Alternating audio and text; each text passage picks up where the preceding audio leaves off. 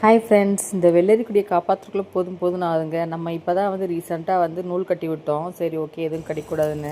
But அது இன்னும் ரொம்ப வளரலைங்கிறனால மறுநாளே பார்த்திங்கன்னா ஏதோ ஒன்று சாப்பிட்டு போயிடுச்சு. இருந்தாலும் பார்த்திங்கன்னா நம்ம சக்ஸஸ்ஃபுல்லாக ஃபஸ்ட்டு வெள்ளரிக்காய் அறுவடை பண்ணிட்டோங்க. இது கொடியை எட்டி பிடிச்சதுனால இந்த வெள்ளரி தப்பிச்சுது. கலக்கெல்லாம் ஃபஸ்ட்டு வெள்ளரி அறுவடை பண்ணியாச்சுங்க. அப்புறம் பார்த்திங்கன்னா இந்த சைடு பார்த்திங்கன்னா ஒரு குட்டி வெள்ளரிக்காய் இருந்தது. இது போன வருஷத்து செடிங்க. அதனால் இன்னும் கொஞ்சம் உரம் போடலை. போட்டால் இன்னும் கொஞ்சம் நல்லா பெரிய காயாக பிடிக்கும்னு நினைக்கிறேன். அப்புறம் பார்த்திங்கன்னா கத்திரிக்காய், வெண்டைக்காய் காய்க்க ஆரம்பிச்சிருச்சு.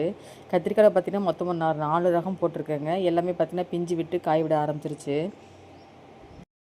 ஸோ இப்போ பார்த்திங்கன்னா நல்லா காய் பிடிக்க ஆரம்பிச்சிருக்கனால எல்லாத்துக்குமே ஒரு 1/2 கிலோ மண்புழு உரம் போட்டு விட்டால் கொஞ்சம் நல்லாயிருக்கும்னு நினைக்கிறேன். வேப்பம் புண்ணாக்கு சேர்த்து போட்டு விட்டால் இன்னுமே நல்லாவே காய் பிடிக்கும். இந்த டிஃப்ரென்ஸ் பாருங்கள். உங்கள் கத்திரிக்காய் செடி வச்சுருந்தீங்கன்னா ஒரே ஒரு ஸ்பூன் வேப்ப முன்னாக்கு மட்டும் போட்டு பாருங்கள். நீங்கள் மண்புழு உரம் கூட போட வேண்டாம். ரொம்பவே நல்லாவே சூப்பராகவே காய் பிடிக்கும்.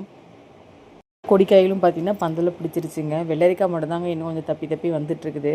பட் அதுவுமே தெரியும்னு நினைக்கிறேன். இதாங்க என்னோடய ஃபஸ்ட் அறுவடை. பிடிச்சிருந்தால் லைக் பண்ணுங்கள்.